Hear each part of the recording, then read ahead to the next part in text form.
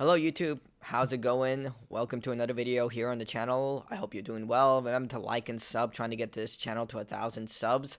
So Redfall is one of the biggest failures of this year, probably one of the most infamous games to come out this generation. It's from Arkane Studios, who are best known for Dishonored and Prey, and they've fallen from grace. This game is basically one of the worst games to come out this year. I mean, Gollum will probably go head to head with this game, but what makes this worse is the fact that this comes from Arkane.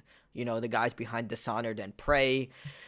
And yeah, just looking mostly negative, 3.5 user score, and Jason Schreier was hot on his heels of what the hell happened here. This guy knows the story when he sees one, and he is finally graced us with a story here.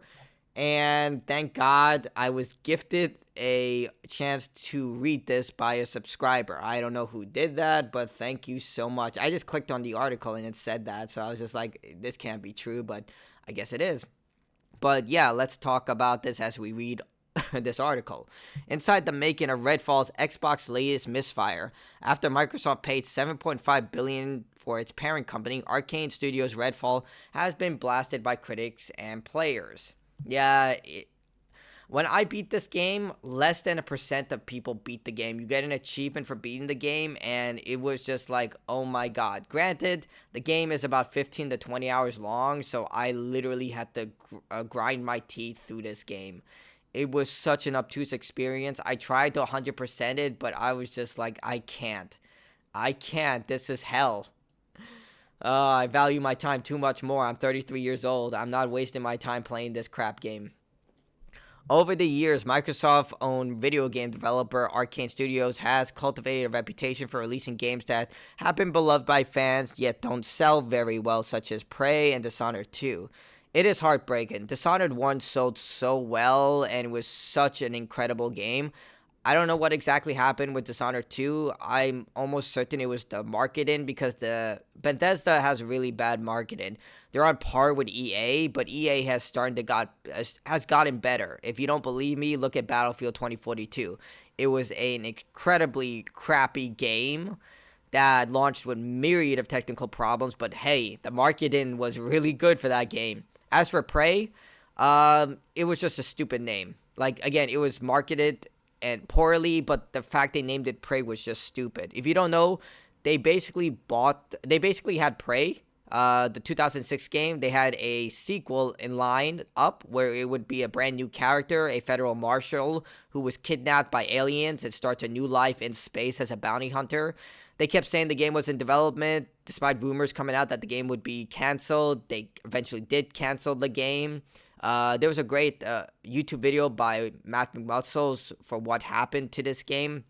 But long story short, they decided to just reboot the franchise and call this new game Prey, despite the fact that it couldn't be, more different from the original game. And the game was really good. It was basically BioShock and System Shock, or Deus Ex, like a much more alien-focused Deus Ex game. And honestly, if they marketed it as that, it would have been much more well-received.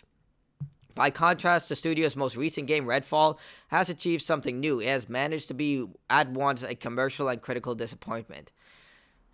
God.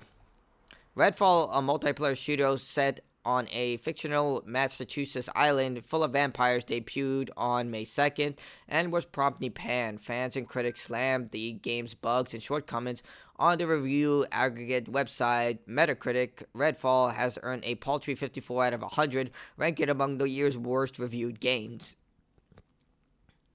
It seems that there is an issue with every element. Reviewer Tarkrik Musa, I really hope I'm pronouncing your name correctly. In the end, Redfall feels unpolished, underdone, underwhelming, and uncomfortable. Yeah, it does. You really have to force yourself to play this game. The high-profile dud extends to the pain of this year's for Microsoft's Xbox division, which has struggled to produce hits and watched as its planned $69 billion, nice, acquisition of Activision Blizzard has gotten tripped up by US and UK regulators. I'm pretty sure Microsoft wants to distance themselves right now from that, because it's not the deal. It's more about that interview with Bobby Kotick. I don't know if I want to do a video on that or not, but it was a really, really bad video. As someone who's a journalist and has actually done interviews like that, I was just like, what the fuck was this guy thinking when he did this? Juice Van Duren, a video game analysis and professor, said Redfall's failures highlight the significant gap between Microsoft's lofty aspirations and its actual products, which also calls into question Microsoft's ability to establish long-term franchises on its own strength rather than buying them outright. I do agree with that. Like, just look at what happened with Halo Infinite. Like, Gears of War 5 is up in the air. Like, I like Gears 5, even though it had a lot of issues, but you know, at least they kept the spirit of what made Gears such a great game. You know, the sci-fi horror aspect of the game, the humanity aspect of the game, the, you know, militarization and all that. I mean, I still wasn't a fan that they recycled the final boss and had that horrible cliffhanger, but, you know, I thought it was a good Gears game. At least they were like, at least, you know, it did well, not like Halo Infinite. And Microsoft really needs a win right now because they're becoming a laughingstock right now.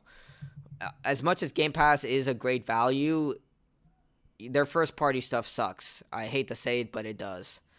I liked Halo Infinite, but dear God, the post-launch for that game was, how do you fuck up such a good head start? Microsoft declined to comment. In recent interview with YouTube channel Kind of Funny Games, Xbox boss Phil Spencer said that Redfall's review scores were significantly lower than our internal metrics, suggesting the lackluster debut may have caught the company off guard. I seriously doubt that. Like, I 100% doubt that. Like, I think, like, Phil Spencer is a really good PR guy. Look, he saved Xbox. Nothing will change that. If it wasn't for him, Xbox probably wouldn't be in the position it is now. Like, when the Xbox One first launched, it was a laughing stock. It literally, Sony didn't have to do crap. Microsoft was burying their own console. And Phil saved it. Like, without a doubt, he saved Xbox. But he's a really good speaker. Like, he can really turn... Like, I've met the guy only once at the New York Video Game Awards where I spoke at. He's a really charismatic and very good speaker. So it also brings up red flags. Like, as someone who's been doing this for years, that actually did bring up red flags when someone is just that likable. But in reality, he is, like, he owned up to it. Like, the thing is that he owned up to it. He did it in a very professional way that was extremely likable, and honestly, it was the best statement you can possibly make. Like, the guy knew what he was doing, and it was an incredibly intelligent and very well done statement. Nothing will take away from that, but I find it very hard to believe that this, you know, took the company off guard. Anyone who's played any video game in the last 10 years would know that this was a train wreck waiting to happen. That's what I'm calling BS on. But to the makers of Redfall, the mediocre reception was no big surprise. The project suffered from unclear direction, frequent attrition, and a prenatal lack of staff, according to more than a dozen people who worked on the game, speaking anonymously because they were not authorized to discuss it publicly. A spokesperson for Redfall publisher Bethesda Softworks declined to comment. Developer Redfall began in 2018. At that time, ZeniMax, the large privately held owner of Bethesda Softworks, was looking to sell itself. Behind the scenes, the company was encouraging its studios to develop games that could generate revenue beyond its initial sales. I know what they're about to say. Live service games. God. A popular trend dubbed games as a service. There we go. Which was taken off in late 2010s thanks to lucrative hits like Overwatch and Fortnite. Fortnite definitely not Overwatch. Overwatch 1 was a box game. It had loot boxes and free content updates like a live service, but live service games are, well, I don't know, like because Avengers was also a box game, so you know what? Yeah, I guess you're right. It doesn't have to be free to play. I'm sorry. Jason is right. I was like thinking that it has to be free to play like Fortnite and Apex Legends. No, Marvel's Avengers was a live service game that you had to pay $60 for. I played an hour of that game. My cousin had it, and I was like, this game is crap.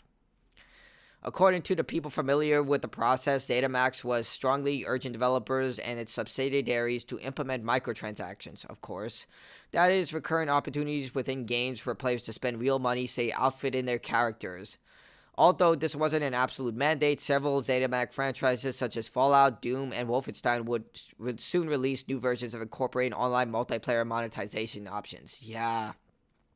Fallout with Fallout 76. Yeah, we had Fallout Shelter, but a lot of people said that Fallout Shelter was at least a fun game. I never played it, but people who did play it said it was a fun game.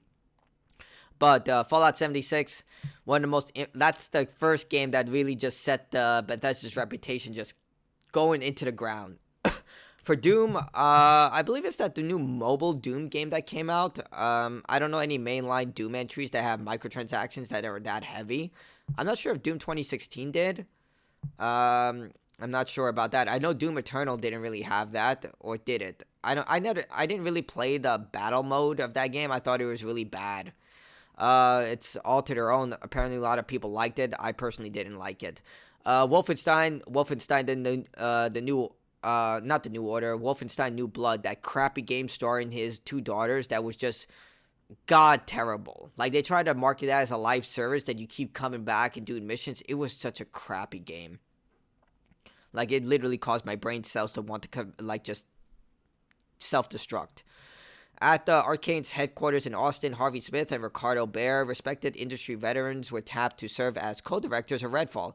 Following the commercial's unsuccessful release of sci-fi shooter Prey a year earlier, leadership across the company wanted to make something more broadly appealing. What eventually emerged was the idea to make a multiplayer game in which users would team up to battle vampires and perhaps pay for occasional cosmetic upgrades.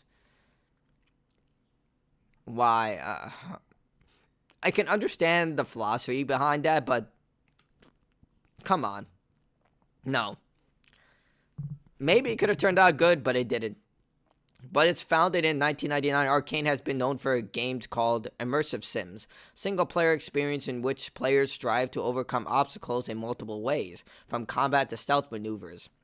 Yeah, basically they built on the Deus Ex franchise and added, a lot more mobility options. The consequences were a lot more apparent in Dishonored than Deus Ex. Deus Ex Human Revolution had more apparent showcasing of your consequences, but either way, it was really well done. Yet from the start, Redfall was pitched to staff as a multiplayer Arkane game, which some team members said they found confusing. I bet they did. I mean, if you're working on single-player games your entire career and then suddenly you want to do a multiplayer game, that's a huge shift. Not to mention you'll need like a huge staff. I would say around like 400 members. I know the people who work on Fortnite, there's about 700 people who work on Fortnite. Whether the sort of gameplay that the studio specialized would be technically possible in a multiplayer environment was an open question. Yeah, it will be really hard to do that. I mean, if Assassin's Creed could do it, I'm pretty sure you could do it. The problem is that when you have everyone running around like they have the mark of the outsider, it's going to be a little problematic. I mean, again, Borderlands did that with your various different Vault Hunters, and Ubisoft did that with Assassin's Creed Unity. A lot of people like the multiplayer. I only played a few rounds of it. You definitely need really good coordination for the multiplayer in Assassin's Creed Unity, but it worked. Developers under Smith and Bear said the two leads were outwardly excited, but as the project progressed, failed to provide clear direction. It sounds like what happened. It sounds like this is exactly what happened to Anthem.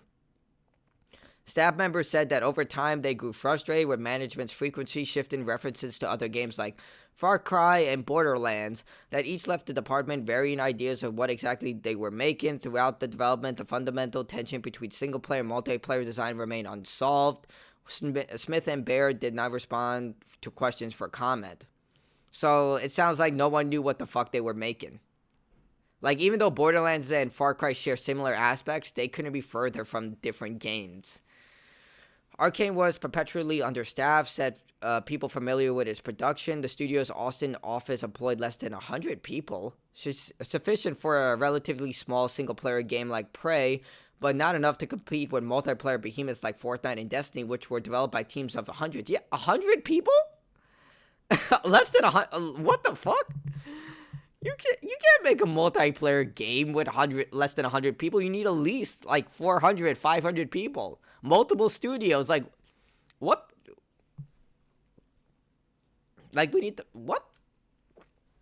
Even additional support from ZeniMax, Wisconsin-based Roadhouse Studios, and other outsourcing houses couldn't fill the gaps, they say. Well, that's also going to make communication problematic. Like, there's a reason why you want everything internally developed. It's what Square Enix is doing now. It makes it easier for developers and to be on the same page with one another. When you start bringing in so many other studios, it makes communication a little more difficult. Morale at Arkane suffered. Veteran workers who weren't interested in developing a multiplayer game left in droves. By the end of Redfall's development, roughly 70% of the Austin staff who had worked on Prey no longer be at the company, according to people familiar as well as Bloomberg's analysis of LinkedIn and Prey credits. Wow! Talk about turnover. I mean, if you're a studio known for making single-player games, you hire people who want to work on single-player games, who know about single-player games, and you don't have the staff to make a multiplayer game or people familiar with multiplayer games, people are just going to be like, yeah, I'm out of here. Like, I'm not taking on extra work for things I don't understand. Like, fuck that, I'm out. Filling vacancies became a challenge within the industry. ZeniMax had a reputation for paying lower than average salaries. Yeah, that'll do it. And convincing some progressive or moderate video game developers to move to Texas could be difficult due to the state's conservative social policies. Is that really that big of a problem? Like, I'm a liberal. I wouldn't have a problem moving to Texas. In fact, a lot of my colleagues have been encouraging me to move to Texas because it's cheaper to buy a house there. Like, I'm looking for houses, and even now, it's just like, I live in New York, which you probably already can do a simple Zillow search and see how expensive that stuff is. But in Texas, it's really affordable. It's also, I think Jason might cover this, but it's also the idea of, like, if you move to a different state, you have to get a house or you have to get an apartment, and you are basically dependent on this job to, you know, pay rent, pay your property, your mortgage, or your property tax. I don't know if does Texas have property tax? I don't know. But yeah, I'm pretty sure they have property taxes. But you have to pay, and so they have to keep that job by any means because you can't lose your job after you just move to a different state to get that job. It's one of the problems that people have when they move to other states for these jobs. They become dependent on them, and they can't literally do anything about it. I think that would probably be the biggest issue, but maybe it's just me. Since Redfall wasn't announced yet, the studio couldn't describe its detail. Its prospective employees, a predicament that exacerbated the staffing issues. Sources familiar with the process said Arkane wanted to hire recruits with experience on multiplayer shooters, but the people who applied were by and large looking for work on single-player immersive sims. Yeah, because your studio is known for that. You're not being hired by Bungie, you're being hired by Arkane. Meanwhile, on September 21st, 2020, Microsoft purchased ZeniMax for $7.5 billion. It was an ambitious move that gave Xbox control over a lucrative franchise such as Doom and Fallout, as well as the upcoming Starfield, a role-playing game from the makers of the widely popular Skyrim. Although adding Arkane's portfolio wasn't the main goal, it was potentially a nice bonus for Microsoft, particularly if Redfall turned out to be a hit. The acquisition gave some staff at Arkane hope that Microsoft might cancel Redfall. Wow.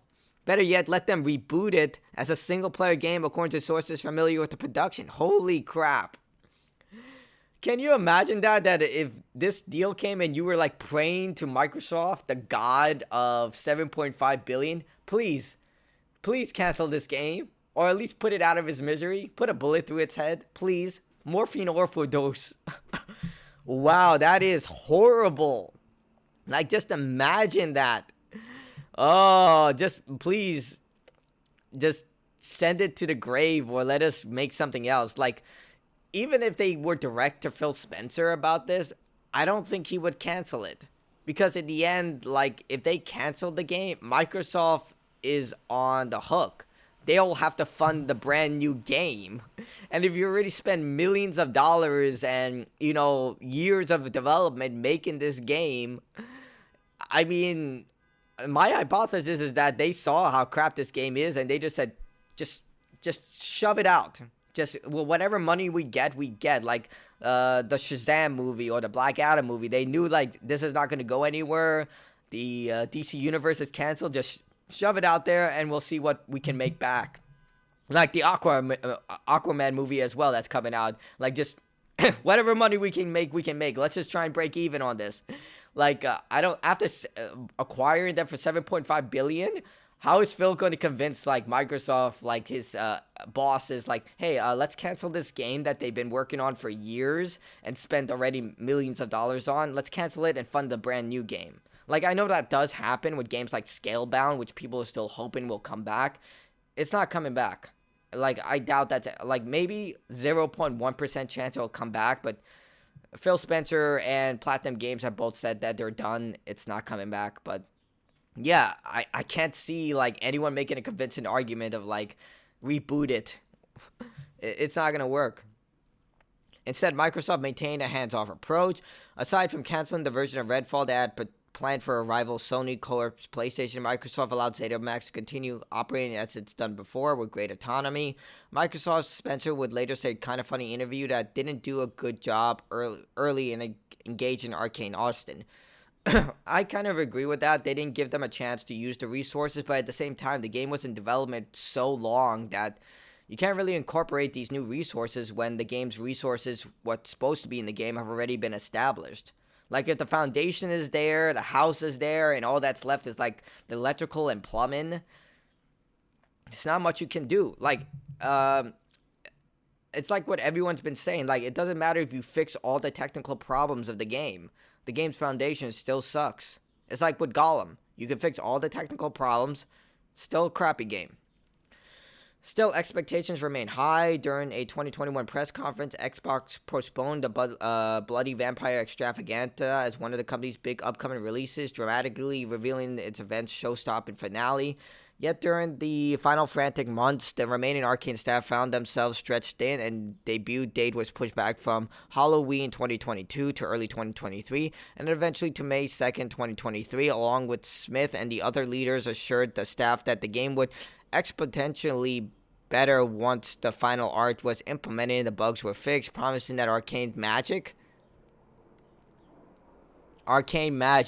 Where have I heard that before? Oh yeah, BioWare Magic. Which, you know, BioWare Magic was a term coined by EA after the massive success of Dragon Age Inquisition, which was developed in about a year under heavy crunch. In fact, that game, they wanted to fail because of how horrible they had to suffer for that game.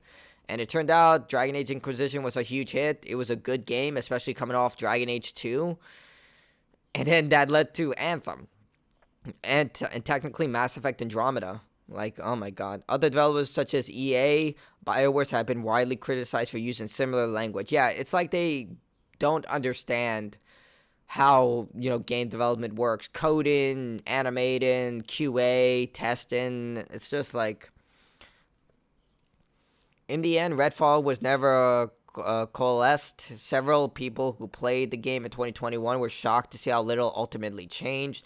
The final glitchy project felt to some critics like a poor compromise between single-player and multiplayer ideas that failed to please fans of either type of game. I mean, you couldn't even play the game multiplayer. Like, if you played the game multiplayer, you had to invite people individually. There was no public matchmaking. Only the host carried progression. So, it's really hard to even call this a multiplayer. It has multiplayer functions, but Harvey Smith recently said in an interview with the website Eurogamer early on, he pushed back against the compulsory inclusion of in-game store, but people who worked out on the game said the remarks didn't square with how things played out. For the first 3 years, Redfall had significant microtransactions planned in place. Only in 2021, with the game as a service growing more controversial among gamers, did Arkane finally scrap its unwieldy in-game monetization plans. Yeah, games as a service are on, they're dying. Like, only a few can really sustain itself. A lot of them are basically on death's door or are about to be at death's door. Like, when EA cancels Apex Legends Mobile, you know things are bad. So, like, right now, people just don't want to invest into the games as a service as much. Yeah, they're a great concept, but with so many games as a service requiring you to dedicate so much time to them, so much money, people are just like, it's not worth it anymore. I lost my place. Harvey Smith recently said in an interview with the website Eurogamer that early on he pushed back against the. Oh, I already did that. Recently, Microsoft said that the Arkane will continue to work to improve Redfall, but its rough launch only raises the pressure for the rest of ZeniMax lineup, particularly Starfield. Yeah, Phil Spencer was told in Starfield. He's like, that game will showcase what they're capable of. And Bethesda really needs a win. Like, yeah, Hi-Fi Rush was a good game. I didn't play it, but a lot of people did and said it was a fantastic game. But they have too much trash. Like, no matter how good Fallout 76 is right now, they still release that in a garbage state. Wolfenstein New Blood, and now Redfall, like, so many, misses. They need a hit, and Starfield has to be that, and that game has been delayed multiple times as well. So, yeah, we'll see. I'm pretty sure Phil is, like, hands-on now. He's probably like, this has to work. This has to do well. Or there's going to be hell to pay, because at the end, Phil may be a very polite and charismatic person. He's still a boss, and if the people who operate under him look bad, he looks bad. So he still has to produce results, which is scheduled to arrive in September.